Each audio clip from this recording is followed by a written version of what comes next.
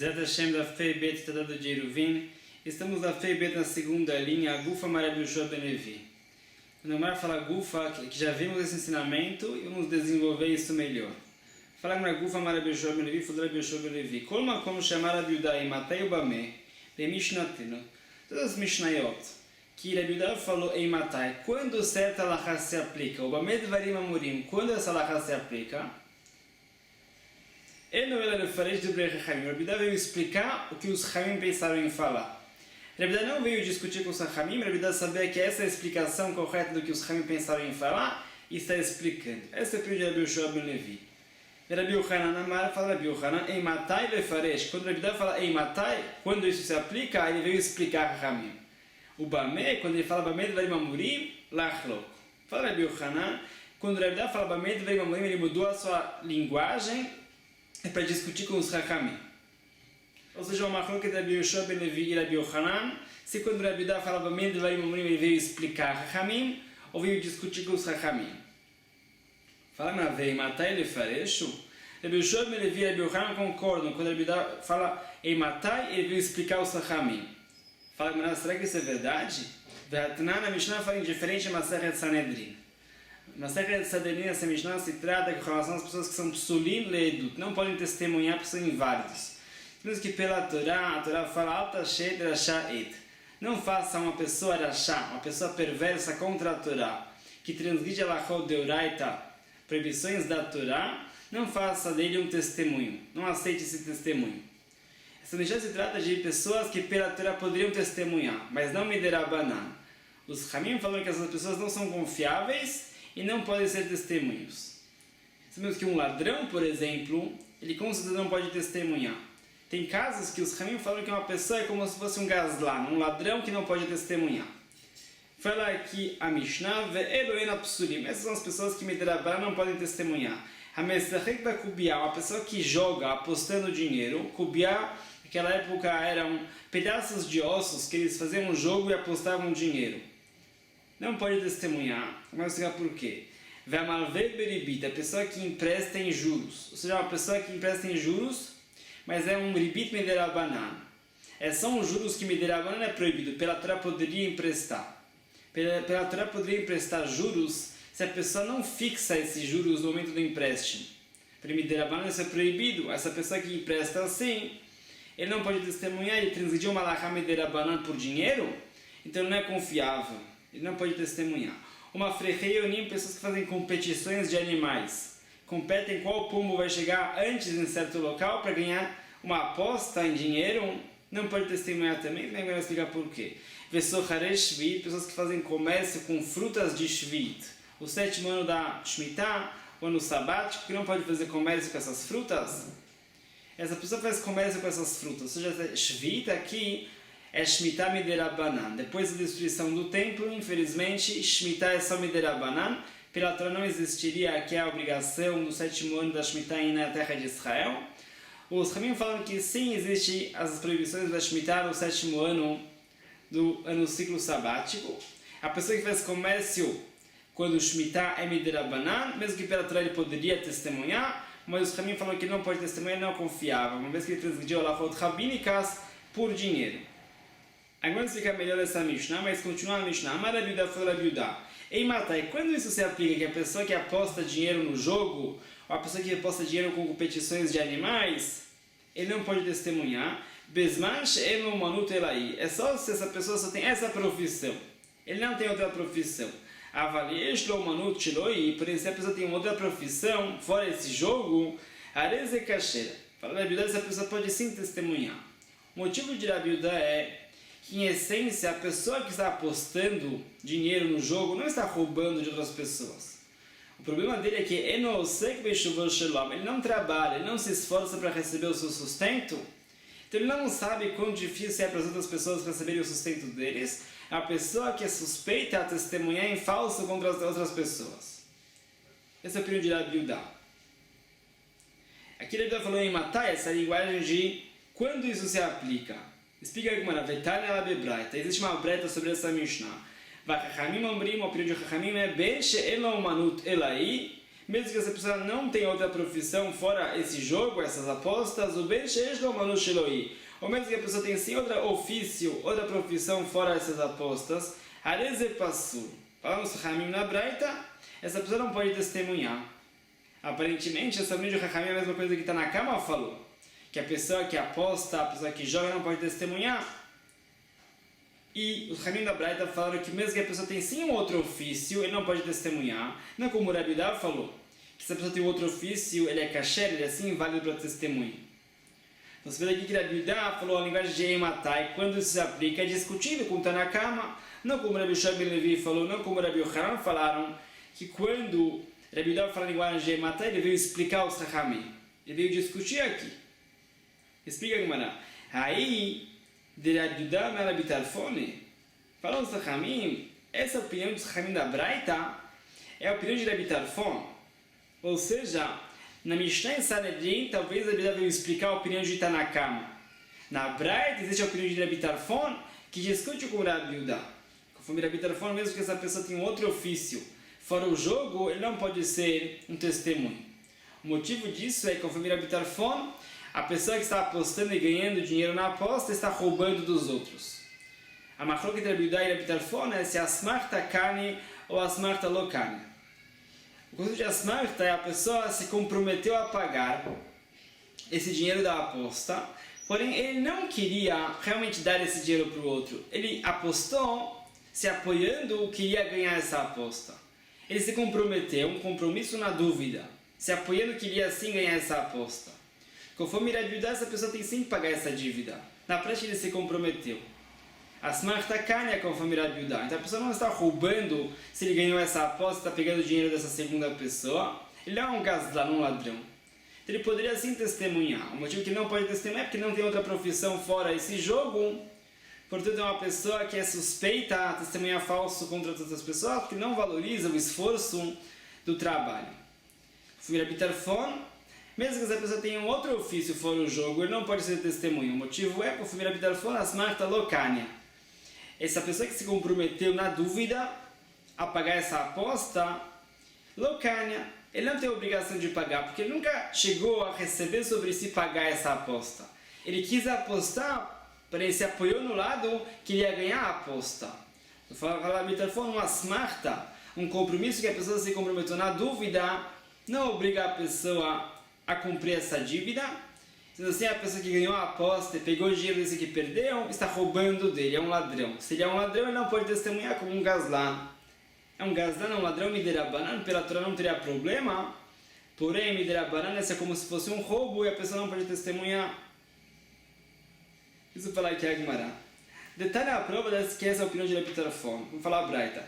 Amar Rabi Uda Mishum Rabi Tarfon. Falou Rabi Uda em nome de Rabi Tarfon. Leolam, Elechad Men Nazir. O que aconteceu foram duas pessoas que estavam sentadas, passou uma terceira pessoa, essas duas pessoas discutiram se esse terceiro é um Nazir ou não. O Nazir é a pessoa que recebeu sobre si não cortar o cabelo, recebeu sobre não beber vinho e não se impurificar.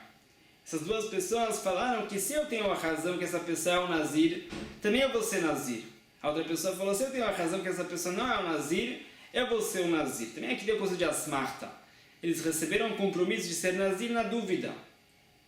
Fala Rabi Tarfon, Leolam elechad men Nazir. Nenhum desses dois virão Nazir. Lifiche Nazirut elolafla. Porque a pessoa só virou um Nazir se ele declarou isso explicitamente. Alma, a gente vê daqui, quem manda me sabe, Kalei? Uma vez que a pessoa estava na dúvida, e Nazir e Lo Nazir. Se ele se recebeu ser Nazir ou não, ele não sabia se a terceira pessoa era um Nazir ou não no momento que ele se comprometeu. Lo Meshabed Nafshei. No momento que ele se comprometeu na dúvida, mesmo assim, ele não está obrigado a cumprir essa Nazirut, ele não se comprometeu na verdade. A Hanami também aqui com relação ao caso da aposta, Keivan de Lo Yadai Kani e Lo Kani. Uma vez essa pessoa que perdeu a aposta não sabia se ele ia ganhar ou perder no momento que ele apostou. Logamaru Makne, ele não decidiu pagar essa dívida. Ele recebeu esse compromisso de pagar essa dívida na dúvida, mas isso não é suficiente para falar que ele realmente comprometeu a pagar essa dívida. Ele queria apostar para ganhar, mas não para perder. Sendo assim, a pessoa que está tirando o dinheiro desse segundo está roubando dele. Essa é a opinião de Rabi Tarfon. Mas se está roubando miderabanan, Midirabanan, pela lei rabínica, ele está roubando, a pessoa que é suspeita a testemunhar em falso também, uma vez que ele descumpre uma halakha rabínica em troca de dinheiro. Você vê o que é essa opinião de Rabi Tarfon? Isso responde a Gemara, que na Mishnah e Sanhedrin só existe a opinião de Rabi Yudá, que a pessoa que tem um outro ofício fora o jogo pode se testemunhar. A opinião de Rabi Tarfon é diferente, e isso que foi o Hamim na Braita. Adran Allah Halon, Baruch Hashem, terminamos o Perek Halon, Bezat Hashem começamos o Perek Yitzad Mishtatfin. O Perek Yitzad Mishtatfin também se trata com relação às leis de Ruvet Rumin, que vimos em extenso desde o terceiro capítulo de Masechet Eruvin até o sétimo capítulo. O conceito de Ruvet Rumin é com relação às proibições de viajar em Shabbat. Sabemos que é proibido viajar em Shabbat 2.000 amá, 1 quilômetro fora da moradia da pessoa onde ele estava na entrada do Shabbat. Se a pessoa estava numa cidade na entrada do Shabbat, ele pode viajar por toda a cidade no Shabbat. Fora isso, ele tem 2.000 amá, 1 quilômetro fora da cidade que ele pode também chegar. Com o conceito de Ruvet Rumin, a pessoa pode viajar mais 2.000 amá, mais 1 quilômetro. A pessoa colocando 2 refeições de qualquer alimento fora da cidade, por exemplo, se ele colocou uma distância de 2.000 amá da cidade, ele pode viajar mais 2.000 amá, 4.000 amá no total, 2 quilômetros no total, para aquela direção. Para a direção oposta, por exemplo, se ele colocou o Ruvet Rumin na direção leste, ele não pode sair nem um pouco da cidade para a direção oeste. Ele perdeu esses 2.000 amá que ele tinha para a direção oeste, porque todo o seu trum se deslocou para o leste. Agora ele pode andar 4.000 amá para o leste e não pode sair nem um pouco para o oeste. Seguimos anteriormente, se falar aqui a Mishnah, como uma pessoa pode colocar o Ruvet Rumin para várias pessoas. Como uma pessoa pode fazer uma sociedade no Ruvet Rumin, ou seja, colocar um barril de algum alimento em nome de todos na sociedade de todos. Maneira reta Havit, ele deixa um certo barril no lugar do Ruvet Rumin, ele declara, Hareze lekol bneiri, esse barril é designado para todas as pessoas da minha cidade. Lekol mishelech lebetaver, toda pessoa que quer viajar para consolar um enlutado, no Shabbat, conforme o Betiler, é permitido consolar um enlutado em Shabbat, conforme o Betiler é proibido, a Mishnah é como o Betiler. Ou lebetanishte, ou a pessoa que quer viajar em Shabbat para alegrar um noivo ou uma noiva recém-casados, também pode. Agora explicar por que a Mishnah citou esses dois exemplos. Fala aqui a Mishnah, quando uma outra pessoa pode se apoiar nesse Ruvet Rumin que foi colocado? Só a pessoa que falou que ele quer usar esse Ruvet Rumin, porque ele falou isso da véspera de Shabbat. Mutar, ele pode usar esse Ruvet Rumin, porém se ele só aceitou usar esse Ruvet Rumin depois que já começou o Shabbat, Assur ele não pode usar esse Ruvet Rumin, porque não é possível fazer o Ruvet Rumin depois que entrou o Shabbat. A moradia da pessoa referente àquele Shabbat é fixada na entrada do Shabbat. Se na véspera do Shabbat ele recebeu usar esse Ruvet Rumin que foi colocado, então ele pode viajar em Shabbat se baseando nesse Ruvet Rumin. Se ele só falou que quer usar esse Ruvet Rumin no Shabbat, então ele não pode usar esse Ruvet Rumin porque sua moradia não foi fixada a partir desse Ruvet Rumin na entrada do Shabbat. Agora vou explicar toda essa Mishnah melhor. Fala que Rav Yosef, ele me avim, ele vai mitzvah. Só podemos colocar o Ruvet Rumin para viajar mais no Shabbat somente para fazer uma mitzvah, não por um motivo material. Fala, mas qual é a novidade de Rav Yosef? Tanina, a Mishnah já citou essa halakha. Lekol mishelech lebetaver. Eu estou colocando o Ruvet Rumin para todas as pessoas que querem consolar um enlutado, ou lebetanishte, ou para alegar um noivo, ou uma noiva. Então você vê daqui claramente da Mishnah que é só para motivos de mitzvah, motivos espirituais podemos fazer o Ruvet Rumin, e não para motivos materiais. O que Rav Yosef vai acrescentar na Mishnah? Mal de tempo, podemos pensar diferente. Talvez a Mishnah citou exemplos que é comum que aconteça, que a pessoa colocou o Ruvet Rumin para consolar um enlutado, para alegrar um noivo ou a noiva. Porém, poderíamos pensar que mesmo que a pessoa colocou o Ruvet Rumin para um motivo material, também seria válido. Kamash falando isso sobre a você ensinar que só pode colocar o Ruvet Rumin para um motivo espiritual de mitzvah. A Mishnah falou na sequência, só a pessoa que recebeu sobre si esse Ruvet Rumin que foi colocado em nome de todos. Se a pessoa recebeu na véspera do Shabbat, ele pode ser apenas esse Ruvet Rumin para viajar no Shabbat. Se não, não. Shmat Minah. Aprendemos essa Mishnah. En Breda, que não existe o conceito de Breda. Breda significa um esclarecimento retroativo. Já vimos algumas vezes na Masechet. Com relação a esse caso, Brilhar significa que a pessoa, quando escutou na véspera do Shabat, que alguma pessoa colocou o Uvet Humim em nome de todos. Ele estava na dúvida se ele queria se apoiar nesse Uvet Humim ou não. Ele não sabia. Ele só decidiu isso no Shabat. Você vê que falamos que uma vez que essa pessoa decidiu no Shabat que ele quer sim usar esse Uvet Humim, isso é um esclarecimento retroativo. Que no momento que ele escutou já que existe esse Uvet Humim coletivo, na verdade ele sim queria isso.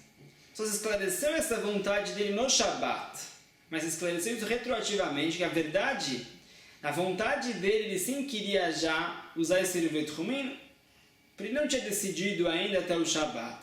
Se vê da Mishnah que em Brera não existe um esclarecimento retroativo para o que aconteceu na véspera do Shabat. Não é como se a pessoa tivesse já fixado o Uvet Humim antes da entrada do Shabat. Isso se vê da nossa Mishnah.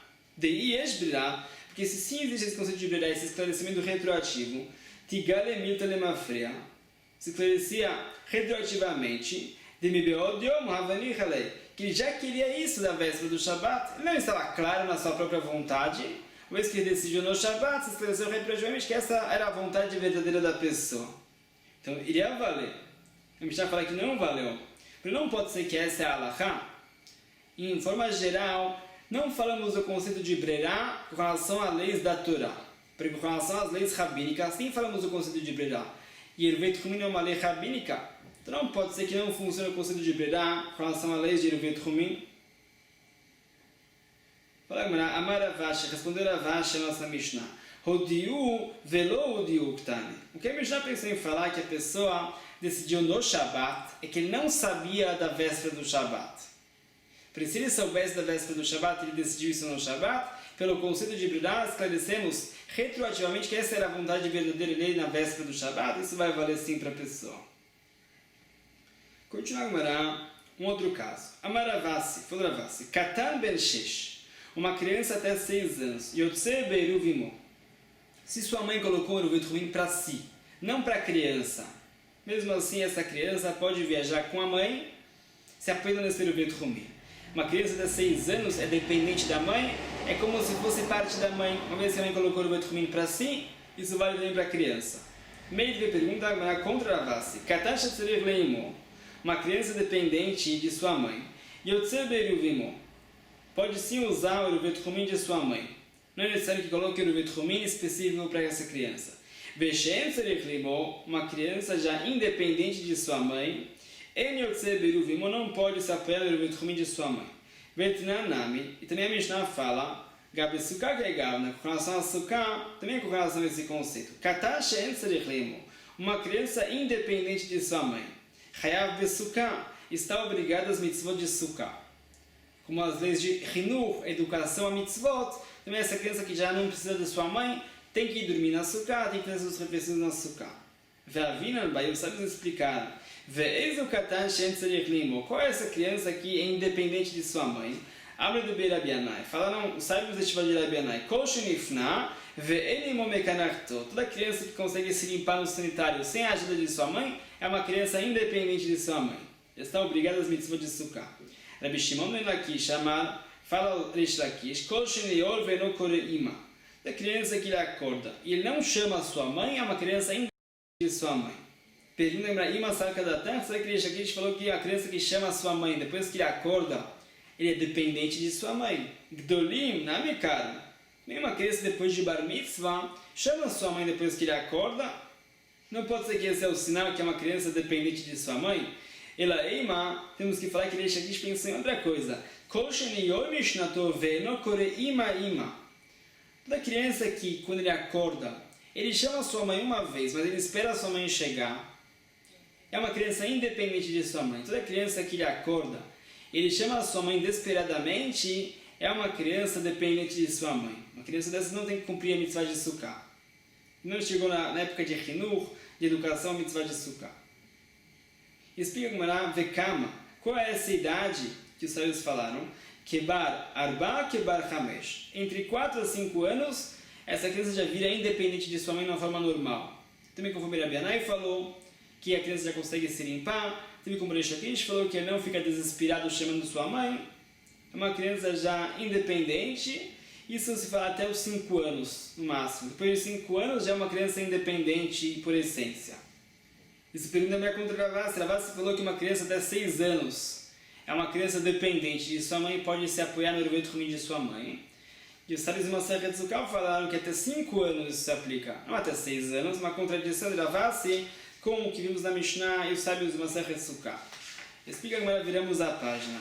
Amar Rabi Yoshua Bered Ravide respondeu o sábio que Amar Ravasi, o caso que Ravasi pensou em falar que até 6 anos é uma criança dependente de sua mãe, que Igon Sheireva Lava Vivletzafon, Veimora Darom, é um caso específico que seu pai colocou no Eruvei Trumim para essa criança, na direção norte, Veimora Darom, e a mãe colocou o Eruvei Trumim para essa criança, também para si, na direção sul. Aí um caso diferente, da Filo Barshesh na Epetzapsa de Imei Michalei. Aí falou Ravasi que essa criança usa o Eruvei Trumim que sua mãe colocou para ele. Porque uma criança até 6 anos, ele prefere estar com sua mãe mais do que estar com seu pai. Então o Eruvei Trumim correto dele é o Eruvei Trumim que sua mãe colocou. Porque também sua mãe vai viajar para aquela direção no Shabbat. Isso foi Ravasi, por um caso comum, que ninguém colocou o Eruvei Trumim para essa criança, até os 5 anos a criança pode se apoiar no Eruvei Trumim de sua mãe, não até os 6 anos. Ravasi não pensou em falar nesse caso. Meitve pergunta a contra isso. Katan Shezerich Leimo, uma criança dependente de sua mãe, Yotze Beiruvimo, ele pode se apoiar no Eruvei Trumim de sua mãe, Ad Ben Shesh, até que ele complete 6 anos. Você vê aqui que mesmo uma criança de 1 ano, 2 anos, pode viajar com sua mãe, se apoia no Eruvei Trumim de sua mãe. Nesse caso, com certeza ninguém fez um Eruvei Trumim para uma criança de 1 ano, mesmo assim ele pode se apoiar no Eruvei Trumim com sua mãe. Falando Tiufta de Rabi Yoshua Baravidi, Tiufta, isso vai contra o que Rabi Yoshua Baravidi falou, que naquele caso que Ravasi, por exemplo, que até os 6 anos a criança pode se apoiar no Eruvei Trumim de sua mãe, é um caso especial, que o pai colocou o Eruvei Trumim da criança para o norte, a mãe colocou o Eruvei Trumim referente à criança para o sul. Isso daqui que mesmo um caso comum, que ninguém colocou o Eruvei Trumim para a criança, até os 6 anos de idade a criança pode se apoiar no Eruvei Trumim de sua mãe. Então volta a pergunta, em Masechet Sukkah falamos que até 5 anos no máximo, e aqui falamos que até os 6 anos, uma contradição. Falando, talvez tenha uma pergunta contra Ravasi também. Ravasi falou que uma criança de 6 anos pode se apoiar no Eruvei Trumim de sua mãe. Ou seja, até um pouco dele completar 7 anos, ele pode se apoiar no Eruvei Trumim de sua mãe. E essa Braita falou que até o 6º ano, ou seja, um pouco antes do 6º ano, ele pode se apoiar no Eruvei Trumim de sua mãe, não no 6º ano. Contra Ravasi, Ravasi pode responder sim. Ad be'ad bichlal. Isso que a Breda pensou em falar até o 6º ano, ele inclui o 6º ano, até o término do 6º ano. Isso que a Breda pensou em falar, como Ravasi também. Porém, volta a perguntar entre Ravasi e a Gemara em Masechet Sukkah, que vai explicar na continuação. Leimatiave tiufte de Rabi Anai vereish Lakish. Talvez temos uma pergunta dessa Breda contra Rabi Anai e Reish Lakish. Rabi Anai e Reish Lakish falaram que até o 5º ano da vida da criança, a criança está dependente de sua mãe, não está obrigada a mitzvah de Sukkah. Se dessa Breda que até o 6º ano da vida da criança é uma criança dependente da sua mãe. Uma contradição. Lokasha, não tem uma contradição. Hade ite avui bemata, hade lo ite avui bemata. Tem 2 casos diferentes. Isso que Rabi Anai e Reish Lakish falaram que até o 5º ano da vida da criança é uma criança que depende de sua mãe. É um caso que o pai está na cidade. Se o pai está na cidade, a criança não é tão dependente da mãe. Ele pode ficar um pouco com o pai também. Então até o 5º ano ele depende da mãe. Porém, a partir do 5º ano ele já não é dependente de sua mãe, porque pode estar com seu pai também. Isso que a Breda falou que até o 6º ano da vida da criança, a criança depende de sua mãe, é um caso que o pai não está na cidade. Se o pai não está na cidade, a criança realmente depende da mãe até o 6º ano. A partir do 6º ano, a criança não depende da mãe mais, está obrigada a mitzvah de Sukkah, como vimos anteriormente. Isso responde também a opinião de Ravasi. Ravasi falou que, enquanto a criança tem 6 anos, é uma criança que depende da mãe. E vimos uma Masechet Sukkah que até o 5º ano da vida da criança, a criança depende da mãe, não depois disso. É uma contradição. Responde a mesma resposta, que Ravasi falou que enquanto a criança tem 6 anos, ele depende da mãe, quando o pai não está na cidade. Quando a mãe Sukkah fala que até o 5º ano ele depende da mãe, não depois, é que o pai está na cidade, a criança não depende só da mãe, depende também do pai, e pode cumprir sim a mitzvah de Sukkah. Continua Gratando Rabanan numa outra braita. Me'areva dam ali de beno ubitu aktanim. Com relação às leis, como uma pessoa pode colocar o Eruvei Trumim para uma outra pessoa sem a aprovação dessa outra pessoa. Vamos falar aqui a Braita. Uma pessoa pode colocar o Eruvet Chumim para um filho ou uma filha antes de Bar Mitzvah. Pode colocar o Eruvet Chumim também para um escravo, Goi, ben ledatan, ben shelo ledatan, com a aprovação deles ou sem a aprovação deles. O dono da casa pode decidir onde vai ser o Tchum dos seus filhos crianças e também dos seus escravos Goim. Uma vez que as crianças e esses escravos Goim são completamente dependentes e secundários ao dono da casa, do mesmo jeito que o dono da casa pode decidir onde vai ser o seu próprio Tchum, pode decidir onde vai ser o Tchum deles também. Sem a aprovação deles também serve. Porém, não pode decidir onde vai ser o Tchum dos seus escravos Yehudim, e não pode decidir também onde vai ser o Tchum dos seus filhos depois de Bar Mitzvah, e não pode decidir onde vai ser o Tchum de sua esposa. Somente se eles aprovaram isso. Essas pessoas são independentes já e podem decidir onde vai ser o Tchum deles, diferente de crianças ou escravos Goim. Taneidach, uma outra breta que desenvolve melhor isso. A pessoa não pode decidir sozinha onde vai ser o Tchum de seus filhos e filhas depois de Bar Mitzvah ou Bat Mitzvah, onde vai ser o Tchum de seus escravos e escravas Yehudim, e não pode decidir também onde vai ser o Tchum de sua esposa, somente com a aprovação deles. São independentes e podem decidir onde vai ser o Tchum deles. Porém, essa pessoa sim pode decidir o Tchum dos escravos e escravas Goim, e onde vai ser o Tchum dos seus filhos menos de Bar Mitzvah, ou ben shelo ledatan, com a aprovação deles ou sem a aprovação deles. Fala aqui a breta por quê? Porque eles são completamente dependentes do dono da casa. O dono da casa decide onde vai ser o Tchum deles. Nessas situações de crianças ou de escravos Goim que fizeram o Eruvet Chumim para alguma direção, e o dono da casa colocou o Eruvet Chumim referente a eles em outra direção, eles são dependentes do Eruvet Chumim que o dono da casa colocou, uma vez que eles são secundários ao dono da casa. Aqui a Braita, Chutz min haisha, fora a mulher, a esposa da pessoa,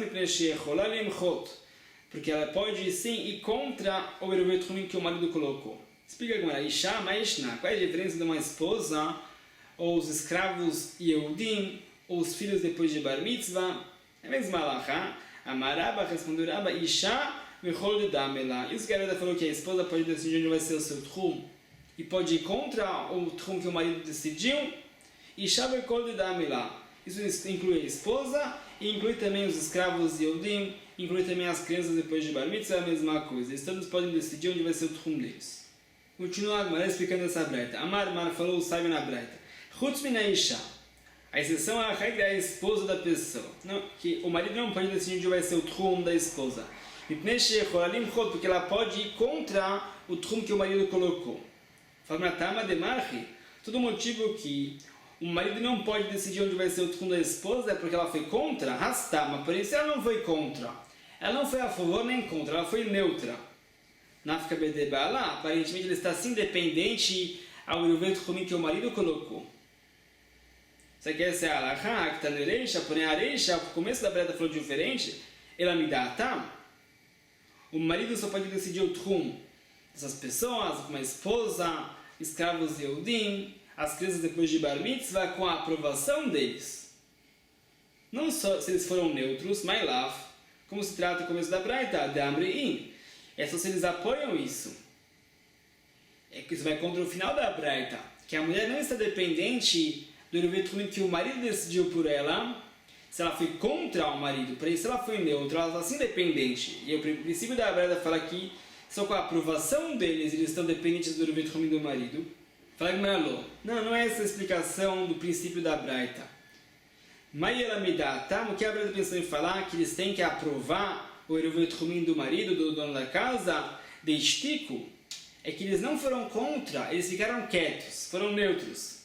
Lá, porque a Braita veio diferenciar Echad de Amri, Lo.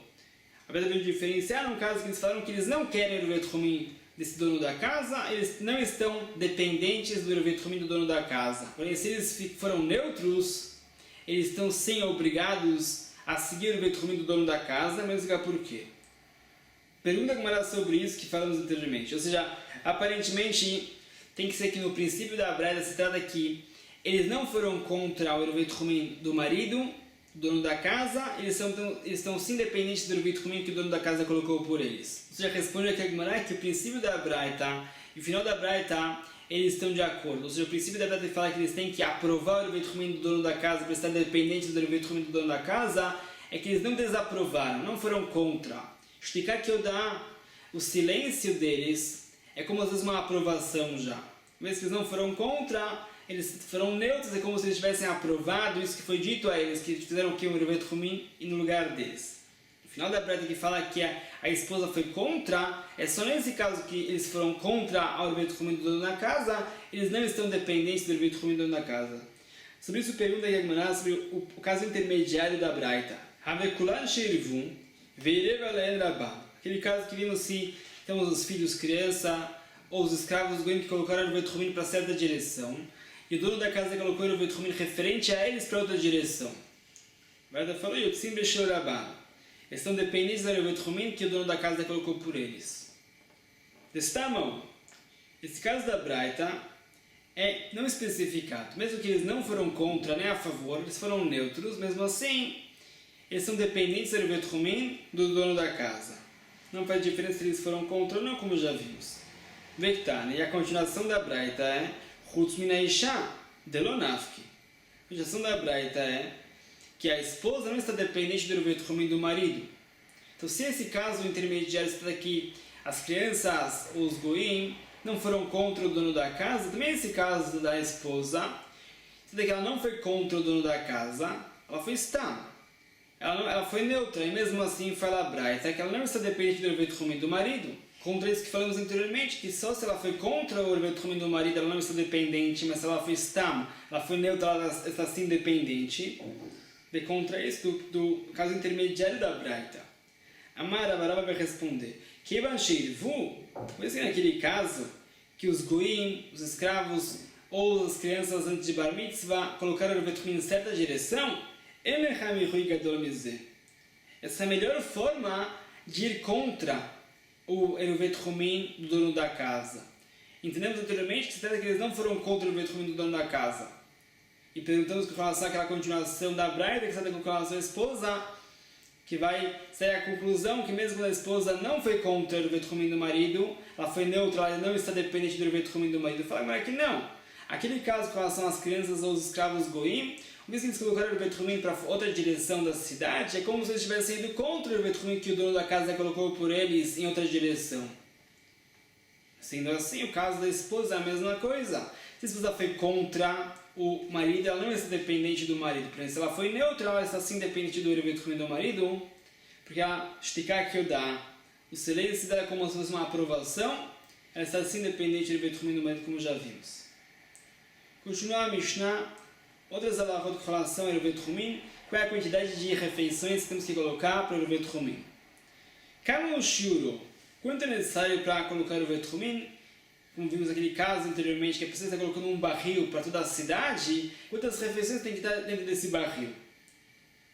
Fala Mishnah, Kama o shiuro, mas onde tem seudot lekol echad vechad, é necessário que tenha 2 refeições para cada participante desse Eruvit Rumim. Explica aqui a Mishnah como se calcula isso. Fala Rabi Meir, essas 2 refeições são 2 refeições que a pessoa consome durante a semana. Não quando a pessoa consome no Shabbat. No Shabbat, conforme Rabi Meir, a pessoa consome mais alimentos do que durante a semana. Rabi Meir facilitou a halakha. Calculando essas 2 refeições que a pessoa consome durante a semana, que é menos. Rabi Daumer fala Rabi Yudá, le Shabbat velo lechol. Fala Rabi Yudá, temos que calcular essas 2 refeições se baseando nas 2 refeições que a pessoa consumiria no Shabbat, não durante a semana. Fala a Mishnah, fala a Mishnah também conforme Rabi Meir e também conforme Rabi Yudá, temos que facilitar essa halakha. Rabi Meir falou que temos que calcular essas 2 refeições como a pessoa consumiria durante a semana, que é menos do que a pessoa consumiria no Shabbat. Rabi Yudá fala que temos que calcular essas refeições como a pessoa consumiria no Shabbat, que é menos do que a pessoa consumiria durante a semana. Mas que no Shabbat a pessoa tem que consumir mais refeições, tem o Sidash Shlishit, então a pessoa consome menos alimentos para cada seudá, para cada refeição, do que a pessoa consumiria suas refeições durante a semana. Essa é a opinião de Rabi Meir e Rabi Yehuda. A Mishnah vai trazer outras opiniões dos Tanaim. Rabi Yochanan Broca, o Meir fala o sábio, Mikikar bepundion me'arba sein besela. Fala Rabi Yochanan Broca, essas duas refeições são equivalentes a um kikar, um volume de pão, bepundion, que é comprado com uma moeda chamada pundion, me'arba sein besela, quando o preço de 4 sein, uma quantidade de trigo, besela, vale uma moeda chamada sela. Ou seja, um pundion é 1/48 de um sela. Ou seja, 48 pundionim é a mesma coisa do que um sela. Esses 4 sei, que é mais ou menos 50 quilos de trigo, é a mesma coisa do que 24 kabim. Um kav é 1/6 de um seah. Em 24 kabim temos aqui 4 sei. Então fala aqui, Rabi Yochanan Broca, temos que calcular essas duas refeições esse kikar, essa quantidade de pão, que custaria um pundion, quando o preço do trigo é 4 sein por um sela. Fazendo a conta, se um sela é a mesma coisa do que 48 pundionim, e um sela que equivale a 4 sein, que equivale a mesma coisa do que 24 kabim, vale 48 pundionim. Com um pundion podemos comprar meio kav de trigo. Se com 48 pundionim compramos 24 kabim, com um pundion compramos meio kav. Isso vai aqui da Rabi Yochanan Broca, que essas duas refeições é a mesma coisa que meio kav é mais ou menos meio quilo. Isso vai aqui da Rabi Yochanan Broca, cada refeição é mais ou menos 250 gramas. Rabi Shimon fala outra opinião. Rabi Shimon fala, Rabi Shimon, shtei adot lekikar, 2/3 de um pão, mishalosh lekav, que esse pão, esse kikar, é 1/3 de um kav. Ou seja, Rabi Shimon sustenta que essas duas refeições equivalem a 2/3 de um kikar desse pão. Esse kikar é 1/3 de um kav. Ou seja, num kav cabe 3 desses pães. Em 2/3 desse kikar é equivalente a 2 refeições. Consequentemente, é a mesma coisa que falar que essas duas refeições equivalem a 2/9 de um kav. Cada refeição equivale a 1/9 de um kav. Mais ou menos 110 gramas. Essa é a opinião de Rabi Shimon. Cada refeição 110 gramas, conforme Rabi Shimon. Conforme Rabi Yochanan Broca, cada refeição mais ou menos 250 gramas. Uma diferença grande, mais do que o dobro. Agora vai limitar essa macro para aproximar essas quantidades. Eu vou falar, Mishnah, outras situações que também temos que usar essa macro de Rabi Yochanan e Rabi Shimon quanto é um kikar. Retziah, a metade desse kikar, lebeta menugá. Que se a pessoa entra numa casa que tem lá lepra, ele esperou o tempo suficiente para consumir metade desse kikar, suas roupas estão impuras. Para continuar mexendo em outro caso, de Hatzi Retziah, 1/4 desse kikar, metade da metade, Lifsol Taguvia, uma pessoa que consumiu alimentos impuros, ele está passul, ele está inválido e proibido de consumir trumá. Mesmo que ele é Kohen, ele não pode consumir trumá. Vimos esse conceito em Masechet Shabbat da Fiudai, daqueles 8 decretos que decretaram naquela aliá de Hananiah. Um dos decretos era isso: a pessoa que consumiu alimentos impuros, ele tem que ir no mikveh para depois consumir trumá. O motivo disso é que os sábios tiveram um receio que a pessoa que ia consumir alimentos impuros, enquanto que esses alimentos estão em sua boca, a pessoa ia beber alguma bebida de trumá, impurificando essa trumá. Vocês falaram que essa pessoa ele consome 1/4 de um kikar, conforme Rabi Yochanan Broca vai ser mais ou menos 125 gramas, conforme Rabi Shimon vai ser mais ou menos 75 gramas, a pessoa está inválida e passul de consumir trumá até ir no mikveh até se purificar. O motivo dessas quantidades é que os sábios calcularam que nessa quantidade de alimentos secos a pessoa precisa beber também. Quando a pessoa vai beber, vai impurificar esses líquidos com esses alimentos secos. Os sábios não tiveram receio que vão impurificar alimentos secos de trumá, porque o alimento seco não se impurifica com outro alimento seco pela Torá. Isso fala aqui a Mishnah. Isso vai ver como calcular realmente essas duas refeições que foi Rabi Meir e Rabi Yehuda. Conforme Rabi Meir é a refeição que a pessoa faz durante a semana, conforme Rabi Yehuda é a refeição que a pessoa faz em Shabbat. Como calcular essas duas refeições? Ou seja, conforme essa opinião da Gemara, conforme Rabi Meir e Rabi Yehuda, existe aqui uma quantidade fixa para essas duas refeições. Não é referente a uma refeição pessoal da pessoa. Sobre isso responde a Amara, Rabi Yehuda, Amara falou o sábio nome de Rav, Tarterif Teikariata. Também conforme Rabi Meir, também conforme Rabi Yudá, essas duas refeições são equivalentes a 2 pães que os fazendeiros fazem para consumir nos campos. É um volume especial. Ravada Barava Amar, fala o sábio em outra opinião, Tarterifta na Arpapita. Fala o sábio, são 2 pães que se fazem no rio Papa, um rio na Babilônia. Também é um volume especial e específico. Continua a Gamara, lê Rabi Yosef, Bered Rabba. Falou Rabi Yosef, para Rabi Yosef, filho de Rabba. Avur que mansfiralei, como que o seu pai sustenta? Como Rabi Meir ou como Rabi Yudá? Ou seja, Rabi Yosef entendeu que existe sim uma marca entre Rabi Meir e Rabi Yudá. Não é como a Gamara entendeu no começo, que são 2 pães dos fazendeiros, ou 2 pães desse rio Papa. Rabi Yosef entendeu que sim, existe uma marca entre Rabi Meir e Rabi Yudá. A pessoa tem que calcular essas 2 refeições com quanto a pessoa consumiria ou em Shabbat ou durante a semana, depende de Rabi Meir e Rabi Yudá. Respondeu Rabi Yosef, filho de Rabba, que Rabi Meir seria a lei. Ele ensina como Rabi Meir, que a pessoa consome mais alimentos no Shabbat do que durante a semana. Por isso temos que calcular essas 2 refeições quanto a pessoa consumiria durante a semana. Fala Rabi Yosef, Ananami que Rabi Meir seria a lei. Eu também sustento como Rabi Meir, de que Rabi Yudá, porque se fôssemos falar que Rabi Yudá tem a razão, Kasha Adam Reinshi é uma contradição com o que as pessoas costumam falar, Rav Kalebissima Shriach, que o estômago da pessoa se alarga para receber alimentos saborosos.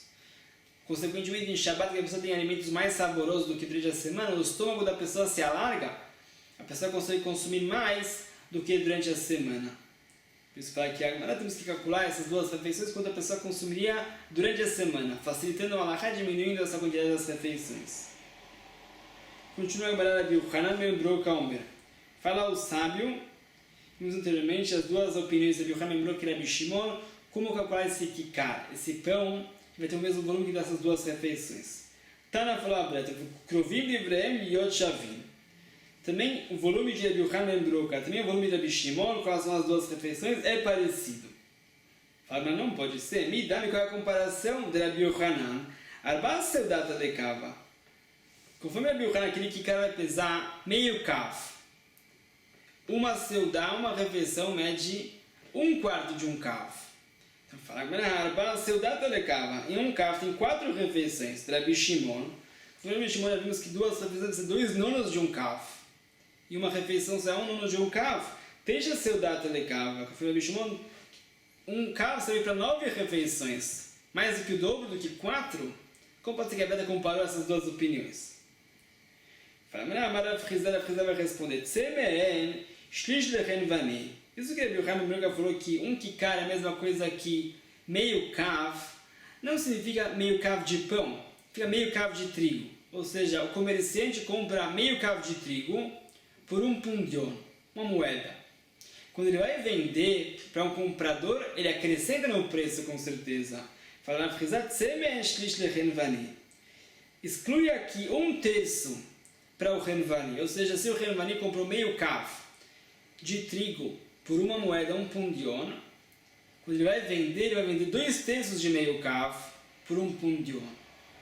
Isso reduz a 1/3 desse meio kav, que esse vai ser o lucro do padeiro, do comerciante, porque ele assou, porque ele preparou, ele teve esforço. Então, se a pessoa compra com 1 pundion pão, com 1 pundion ele consegue comprar 2/3 de meio kav. A mesma coisa do que ele comprar 1/3 de um kav. Essas são as 2 refeições. Para uma refeição só, seria metade. Serão 6 refeições em um kav. Cada refeição é 1/6 de um kav. Isso explica aqui a Gemara, porém também isso está difícil. Ver a casa também está difícil. Lemar Tishá, conforme Rabi Shimon, um kav serve para 9 refeições. Cada refeição mais ou menos 110 gramas. Um kav mais ou menos 1 quilo. O lemar, e conforme Rabi Yochanan ben Broka, shit, 6 refeições para cada kav, é bem diferente do que 9. Como você Gabriel comparou os dois. Ela que Ider de Rav Chizda, temos que explicar essa opinião de Rabi Yochanan ben Broka conforme o outro ensinamento de Rav Chizda. De Amar, que falou Rav Chizda, Tzemen mertze lechem vani. Falou Rav Chizda em uma outra ocasião, que o padeiro, o comerciante, ele dobra o preço. Ou seja, se ele comprou meio kav por 1 pundion, quando ele vai vender, ele vai vender 1/4 de um kav por 1 pundion de pão. Somando aqui o esforço dele e o custo de assar, etc. Sendo assim, quando Rabbi Yochanan ben Broka falou que esse cara, essas duas refeições, que equivale a meio cav, não significa meio cav de pão, fica meio cav de trigo, ou seja, meio cav de trigo que o comerciante comprou com um pundion, ele vai vender mais caro para o comprador. Ele não vai vender meio quilo de pão, meio cav de pão para o comprador por um pundion. Ele vai dobrar o preço. Ele vai vender um quarto de um cav por um pundion. Consequentemente, duas refeições de pão equivalem a um quarto de um cav. Uma refeição equivale a um oitavo de um cav. Então, um cav serve para 8 refeições. Já é próximo do que Rabbi Shimon falou.